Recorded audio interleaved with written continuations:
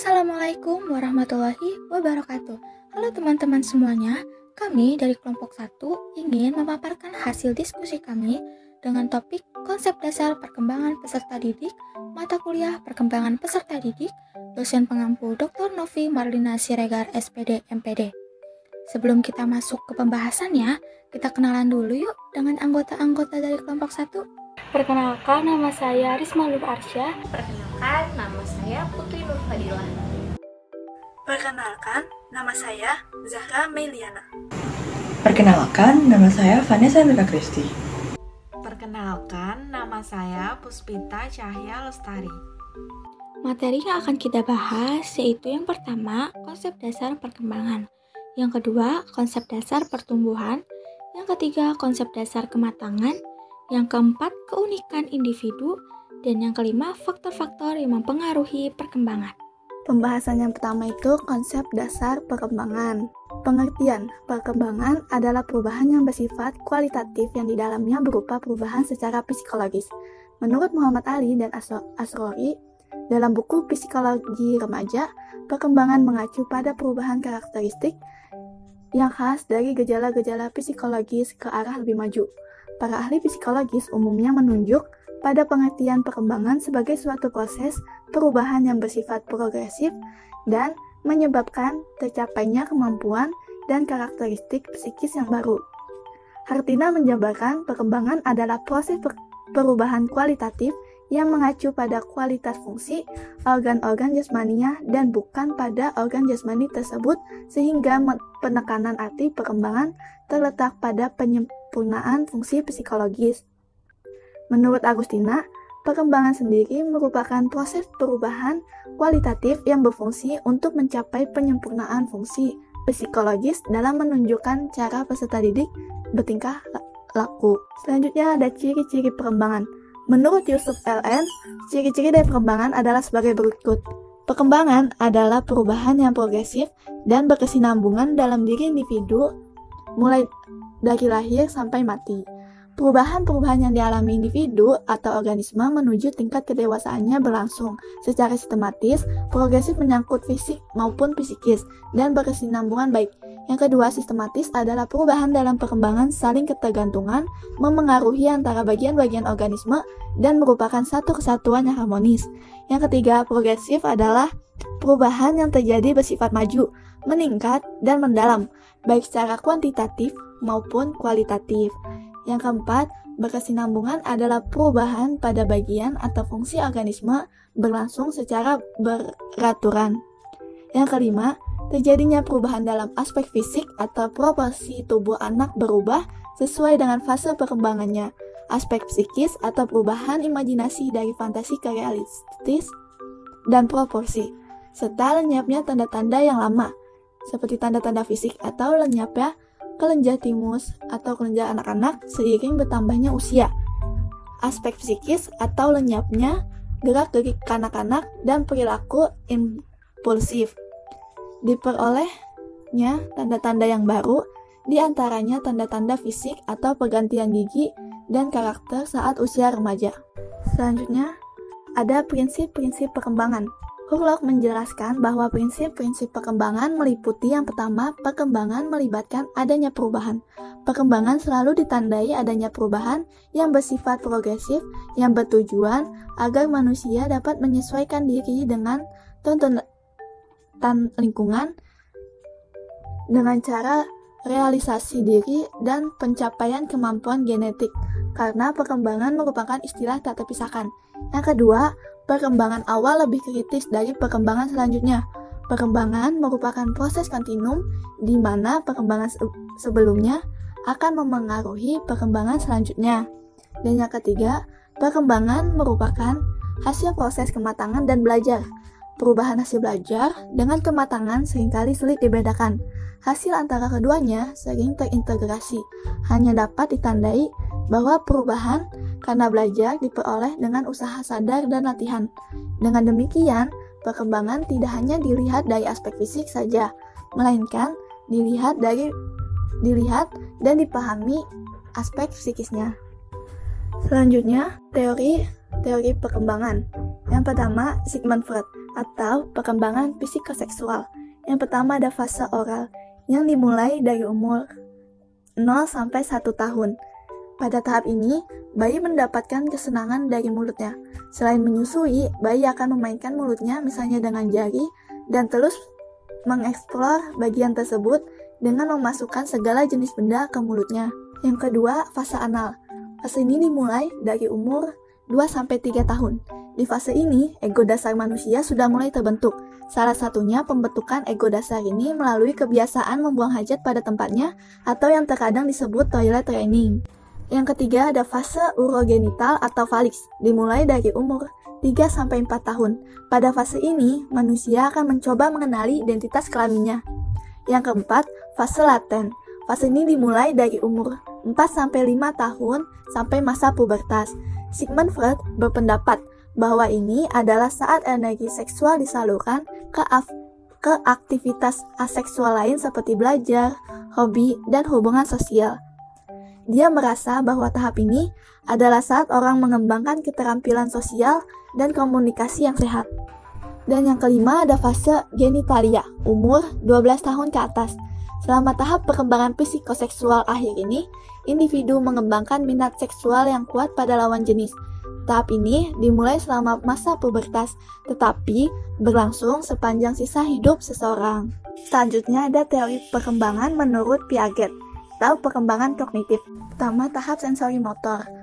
Usia 0-2 tahun. Selama periode ini, bayi mengembangkan pemahaman tentang dunia melalui koordinasi pengalaman sensorik dengan melihat dan mendengar, dengan tindakan motorik yaitu dengan menggapai dan menyentuh. Yang kedua, tahap operasional. Umur 2-7 tahun. Selama periode ini, anak berpikir pada tingkat simbolik tapi belum menggunakan operasi kognitif. Artinya, anak tidak bisa menggunakan logika atau mengubah, menggabungkan, atau memisahkan ide atau pikiran. Yang ketiga, tahap operasional konkret, dimulai usia 7-12 tahun.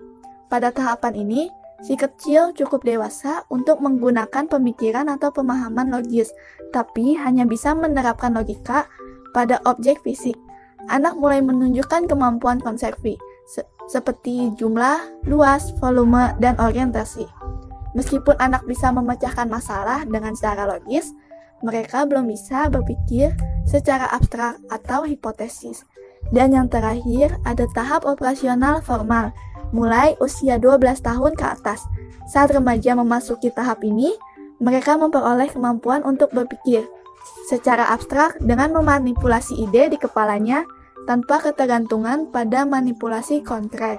Seorang remaja bisa melakukan perhitungan matematis, berpikir kreatif, menggunakan penalaran abstrak, dan membayangkan hasil dari tindakan tertentu. Yang ketiga, Erikson atau perkembangan psikososial.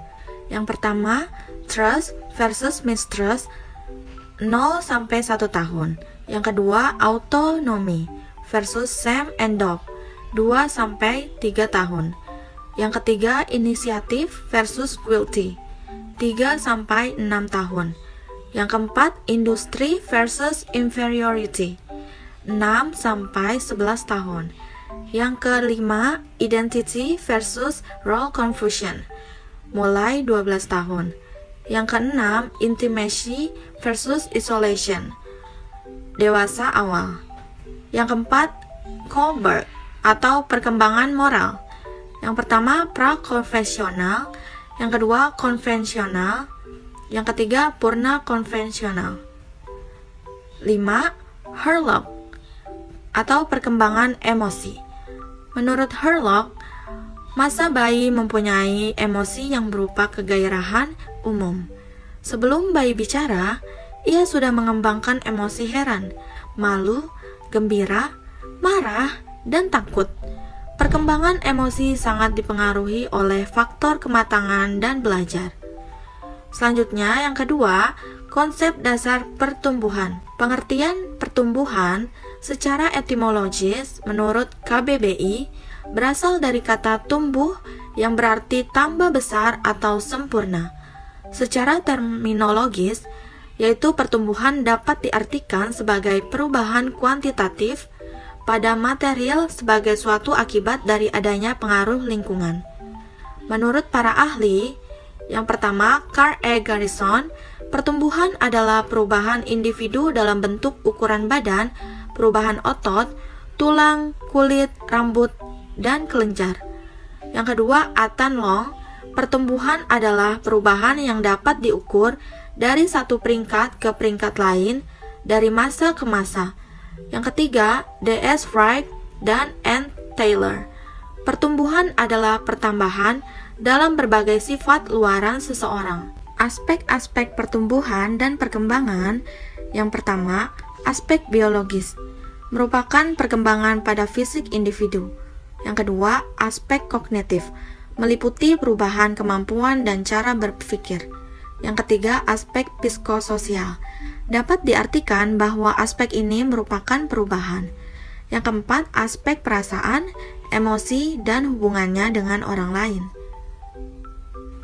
Jenis-jenis persamaan dan perbedaan dan hubungan antara pertumbuhan dan perkembangan. Jenis-jenis perubahan. Yang pertama, perubahan dalam ukuran. Perubahan dapat berupa pertambahan ukuran panjang atau tinggi berat badan, diikuti perubahan organ-organ lain. Yang kedua, perubahan dalam perbandingan. Dilihat dari sudut fisik, terjadi perubahan operasional antara kepala, anggota badan, dan anggota gerak. Yang ketiga, berubah untuk mengganti hal-hal yang lama. Misalnya, pada bayi terdapat kelenjar buntu yang disebut timus. Pada daerah dada yang sedikit demi sedikit mengalami penyusutan dan akan hilang setelah dewasa. Yang keempat, berubah untuk memperoleh hal-hal baru. Misalnya, dilihat dari segi mental. Lalu, persamaan dan perbedaan pertumbuhan dan perkembangan. Persamaan, yang pertama, keduanya merupakan proses perubahan progresif. Maksudnya, berjalan secara bersamaan, bersifat maju, meningkat, dan menjadi lebih baik. Yang kedua, sifat perubahan. Yang ketiga, aspek yang berubah. Selanjutnya, hubungan antara pertumbuhan dan perkembangan. Yang pertama, perkembangan tidak terpisahkan dari pertumbuhan.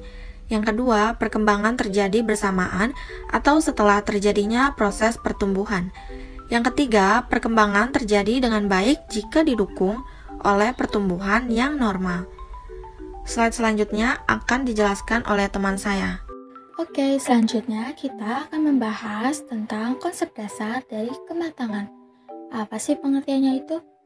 Kematangan merupakan suatu potensi yang dibawa individu sejak lahir, timbul dan bersatu dengan pembawaannya, serta turut mengatur pula perkembangan tingkah laku individu.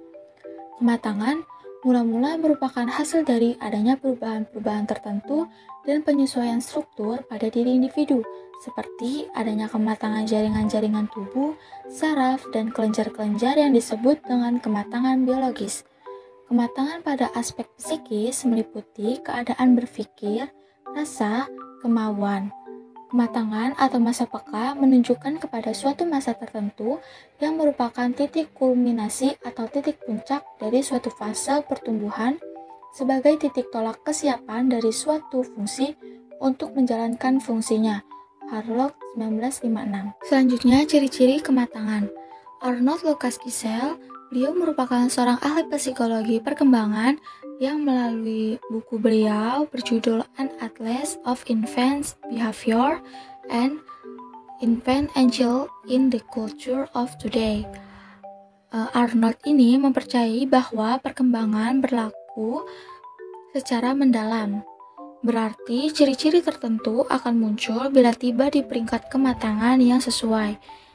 Ciri-ciri kematangannya yaitu yang pertama, perubahan yang relatif permanen. Yang kedua, terjadi karena hasil proses biologis. Yang ketiga, terlepas dari faktor lingkungan yang mempengaruhi. Yang keempat, perubahan yang tidak direncanakan. Dan yang kelima, terjadi pada setiap orang. Mengetahui adanya tahap kematangan suatu sifat sangat penting. Artinya, bagi seorang pendidik atau pengasuh, karena pada tingkat itulah si anak akan memberikan reaksi yang sebaik-baiknya terhadap semua usaha bimbingan atau pendidikan yang sesuai bagi mereka. Ciri-ciri adanya kematangan pada diri anak ditandai dengan yang pertama, perhatian si anak, yang kedua, lamanya perhatian berlangsung, yang ketiga, kemajuan jika diajar atau dilatih. Berbagai percobaan telah dilakukan untuk mengetahui sampai mana seorang anak dapat berkembang hanya atas kodrat dan sejauh mana atas dasar pengajaran ataupun pengalaman, yang akhirnya menghasilkan yang pertama, pada tahun-tahun pertama kematangan ini penting karena memungkinkan pengajaran atau latihan. Yang kedua, dalam perkembangan filogenetik tidak terdapat perbedaan di antara anak kembar dan anak yang berbeda. Dan yang terakhir, berlangsung secara bersama-sama antar pertumbuhan kodrat atau kematangan dengan pengajaran atau latihan. Ini merupakan sangat membantu bagi perkembangan anak. Selanjutnya yaitu fungsi kematangan dalam proses perkembangan atau belajar. Dalam proses perkembangan, fungsi kematangan itu sebagai berikut. Yang pertama, pemberi bahan mentah atau bahan baku bagi setiap perkembangan. Misalnya, kematangan otot dan urat kaki sebagai bahan untuk perkembangan berjalan. Yang kedua, pemberi batas dan kualitas perkembangan. Makin baik kualitas perkembangan suatu fungsi, akan semakin baik kualitas hasil perkembangan yang akan terjadi dan juga sebaliknya. Yang ketiga, pemberi kemudahan bagi pendidik atau pengasuh apabila melatih, membimbing, ataupun mengajarnya. Dan yang terakhir, kematangan sebagai dasar dari pembentukan readiness. Pengaruh kondisi jasmanilah terhadap pola tingkah laku atau pengukuhan sosial sangat bergantung kepada pengakuan individu yang bersangkutan terhadap diri sendiri, pengakuan dari orang lain atau kelompoknya. Nah, masing-masing individu mempunyai sikap tersendiri terhadap keadaan fisiknya. Dasar-dasar biologis tingkah laku. Tingkah laku individu didasari oleh pertumbuhan biologisnya. Sistem saraf merupakan penggerak tingkah laku manusia secara biologis. Sistem saraf terdiri atas komposisi sel-sel yang disebut neuros. Setiap neuron mengandung tenaga yang berasal dari proses kimiawi dan elektronik. Pusat sistem saraf terdiri dari otak dan sumsum tulang belakang. Itulah yang berfungsi sebagai pengatur gerakan jasmania pada tubuh. Lokalisasi fungsi otak melalui stimulus elektris dari kimiawi terhadap semua bagian otak. Yang pertama, lokalisasi fungsi otak melalui pencatatan aktivitas neural di bagian-bagian otak yang berlainan, posisi, dan manfaat. Yang kedua, lokalisasi fungsi otak melalui teknik pelukan atau penggarisan jejak-jejak neural. Yang ketiga, lokalisasi melalui penelitian neurotonamis dan komparatif. Yang terakhir, lokalisasi melalui penelitian biokimiawi. Otak-otak kita terdiri dari 3 bagian, yaitu cerebrum, bagian yang mengatur segenap proses mental dan aktivitasnya. Yang kedua, cerebellum, bagian yang mengkoordinasikan aktivitas urat saraf. Yang ketiga, brainstem, bagian pusat-pusat yang mengatur sistem badani yang vital seperti jantung, paru-paru, dan respirasi. Kesadaran individu terhadap stimuli di alam sekitar maupun dalam tubuh dipimpin oleh aktivitas sel-sel khusus di dalam sistem saraf yang disebut reseptor. Yang pertama itu ada strengthened muscle, yang kedua smooth muscle, yang ketiga cardiac muscle, yang keempat duct glands, yang kelima ductus glands. Tingkah laku manusia dapat terbagi atas 2 macam reaksi, yaitu responded behavior, merupakan tingkah laku bersyarat dan tidak sengaja, selalu tergantung kepada stimuli. Dan yang terakhir itu operant behavior, yaitu tingkah laku disengaja dan tidak selalu tergantung kepada stimuli. Sekarang kita akan membahas tentang keunikan individu.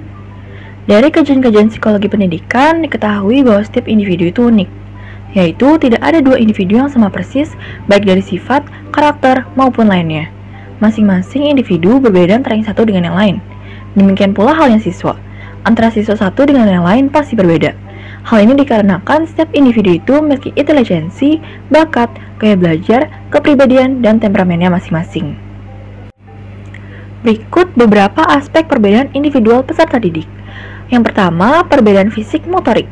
Perbedaan individual dalam fisik tidak hanya terbatas pada aspek-aspek yang teramati oleh panca indera, seperti bentuk atau tinggi badan, warna kulit, warna mata atau rambut, jenis kelamin, nada suara atau bau keringat, melainkan juga mencakup aspek-aspek fisik yang tidak dapat diamati melalui panca indera, tapi hanya dapat diketahui setelah diadakan pengukuran seperti usia, kekuatan badan atau kecepatan lari, golongan darah, pendengaran, penglihatan, dan sebagainya. Aspek fisik lain dapat dilihat dari kecakapan motorik, yaitu kemampuan melakukan koordinasi kerja sistem saraf motorik yang menimbulkan reaksi dalam bentuk gerakan-gerakan atau kegiatan secara tetap, sesuai antara rangsangan dan responnya.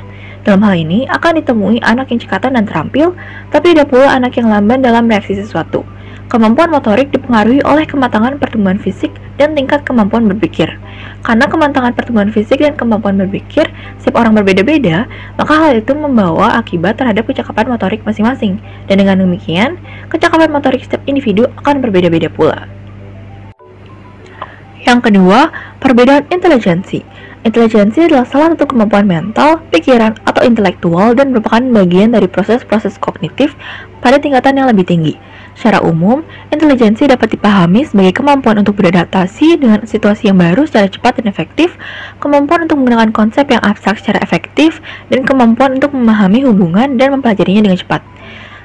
Para ahli mendefinisikan dan merumuskan istilah intelijensi secara beragam. Namun sebagian besar sepakat bahwa definisi dan rumusan istilah intelijensi memiliki sejumlah kualitas tertentu sebagai berikut. A.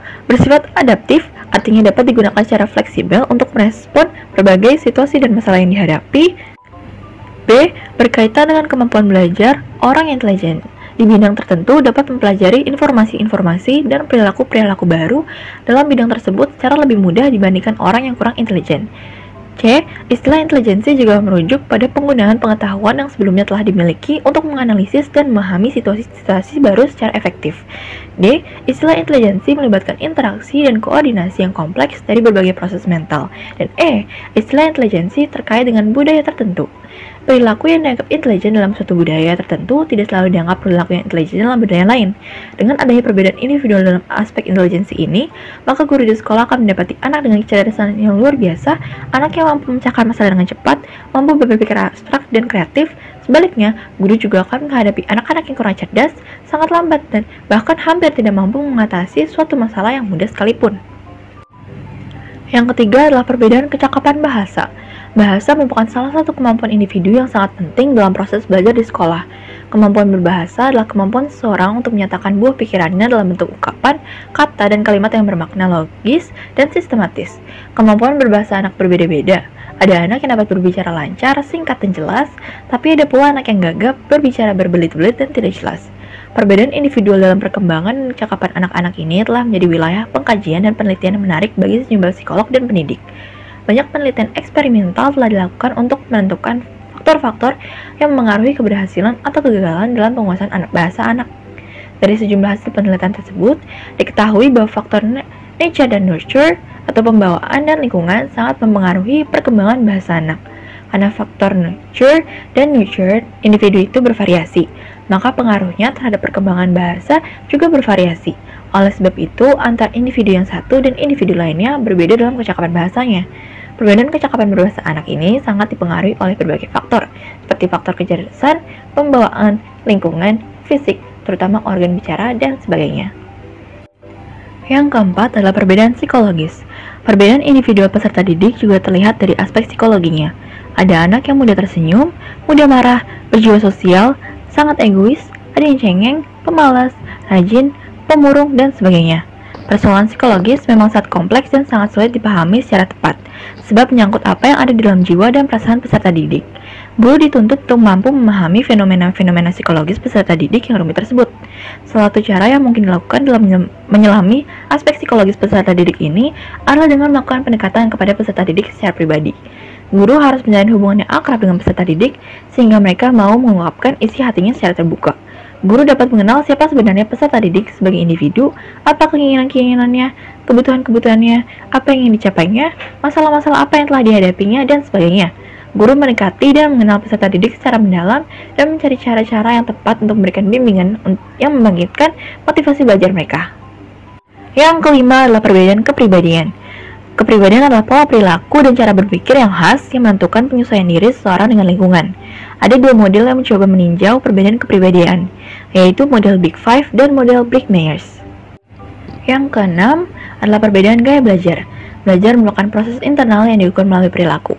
Adanya perbedaan kognitif, afektif, maupun psikomotor di antara para siswa mengaruhi pilihan belajar mereka, yang muncul dalam bentuk perbedaan gaya belajar. Gaya belajar dapat menjelaskan perbedaan belajar di antara siswa dalam setting pembelajaran yang sama.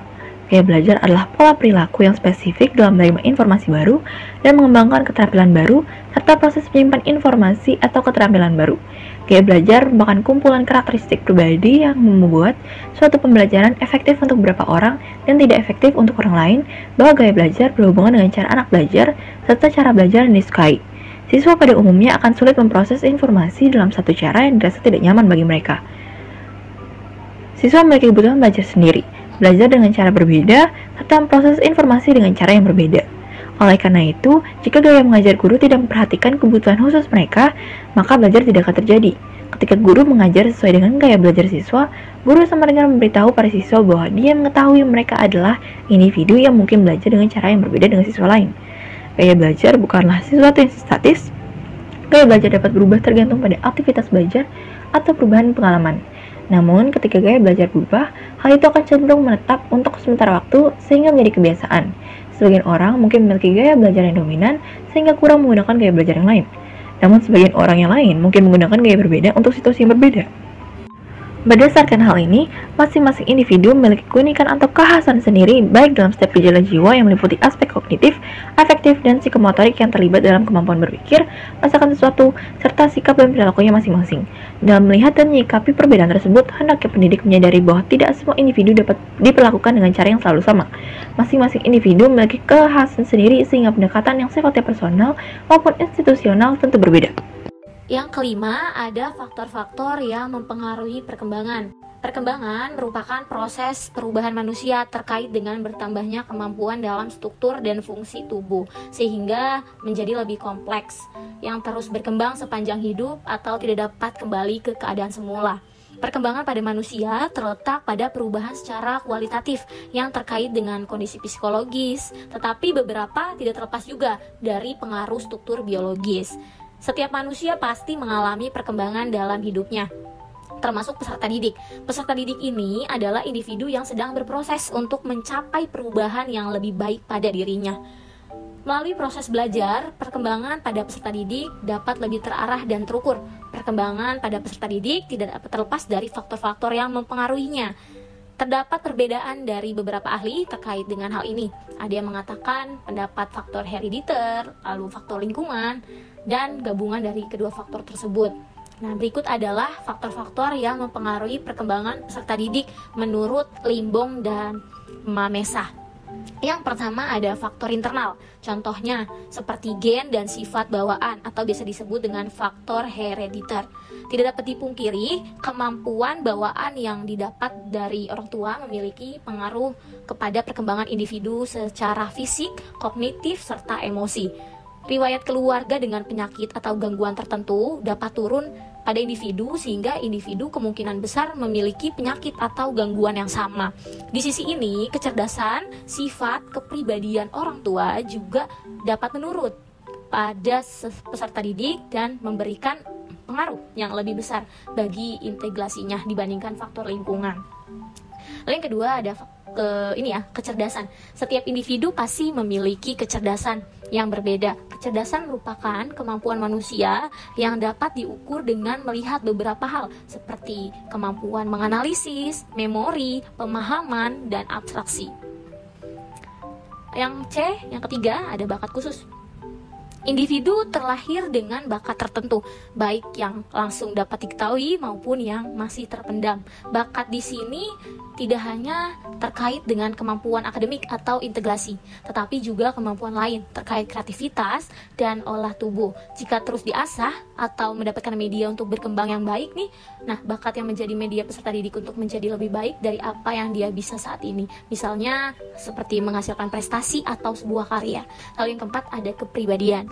Kepribadian adalah organisasi yang dinamis antara aspek fisiologi, kognitif, serta afektif yang mempengaruhi perilaku individu dalam beradaptasi selama hidupnya. Setiap individu sudah memiliki kepribadian yang berasal dari faktor genetis. Seiring berjalannya waktu, mungkin akan ada penyesuaian kepribadian, tetapi tidak akan berubah secara drastis. Kepribadian yang dimiliki peserta didik berpengaruh terhadap bagaimana ia merespon lingkungannya, termasuk mengatasi permasalahannya yang mungkin ia hadapi. Lalu yang kedua, ada faktor eksternal atau faktor dari luar ya. Yang pertama, kesehatan dan nutrisi. Nah, kondisi fisik sangat mempengaruhi kemampuan peserta didik dalam melakukan proses belajar. Maslow dan hierarki kebutuhannya menekankan pemenuhan kebutuhan fisiologis adalah dasar sebelum individu memenuhi kebutuhannya yang lain. Peserta didik yang sehat dapat menjalankan kegiatannya dengan optimal. Kesehatan ini harus ditunjang oleh nutrisi yang cukup dan seimbang. Dengan demikian, secara fisik, ia sudah siap untuk melakukan kegiatannya. Lalu yang kedua ada peran keluarga. Peran keluarga merupakan kelompok terkecil ya dari pertama yang dimiliki individu. Sebagai sekolah pertama, penanaman dasar-dasar pengetahuan kepada individu sangat mempengaruhi proses perkembangan di masa selanjutnya. Pola asuh yang tepat serta budaya yang sehat dalam keluarga dapat membantu peserta didik untuk berkembang sesuai dengan fase perkembangannya yang harus dilewati. Selain itu, hubungan yang harmonis serta kemampuan finansial yang stabil juga dapat menunjang perkembangan peserta didik. Lalu yang ketiga ada lingkungan sosial. Peserta didik memiliki lingkungan sosial, tepatnya berkembang yang berpengaruh pada kondisi fisik, psikologi, serta kognitif. Lingkungannya di sini terkait dengan segala hal di sekitar individu, baik itu orang lain, kondisi, lingkungan, fasilitas, bahkan media sosial yang tidak terlihat bentuknya secara fisik. Lingkungan memberikan pengaruh secara positif dan negatif, namun bagaimana peserta didik merespon lingkungannya itu sangat dipengaruhi oleh penanaman nilai dan norma sejak dini dalam keluarga. Dengan demikian, lingkungan yang kurang baik tidak menjamin nih individu memiliki perkembangan yang tidak baik. Begitu pula sebaliknya. Maka kesimpulannya yaitu pertumbuhan merupakan perubahan individu berupa fisik yang bersifat kuantitatif, tentunya yang dapat diukur. Aspek-aspek pertumbuhan dan perkembangan yaitu aspek biologis merupakan perkembangan pada fisik individu, aspek kognitif meliputi perubahan kemampuan dan cara berpikir, aspek psikososial dapat diartikan bahwa aspek ini merupakan perubahan aspek perasaan, emosi, dan hubungannya dengan orang lain. Faktor-faktor yang mempengaruhi perkembangan terdiri dari dua faktor, yaitu faktor internal dan faktor eksternal. Kematangan merupakan suatu potensi yang dibawa individu sejak lahir, timbul dan bersatu dengan pembawaannya serta turut mengatur pula perkembangan tingkah laku individu. Menurut Diana, kematangan potensi fisik dan mental psikologis itu merupakan suatu keadaan yang akan berfungsi sebagai prerequisite dalam proses perkembangan ke arah pematangan fungsi atau potensi tersebut yang selanjutnya. Sekian pemaparan materi dari kelompok kami, kurang lebihnya mohon maaf. Wassalamualaikum warahmatullahi wabarakatuh.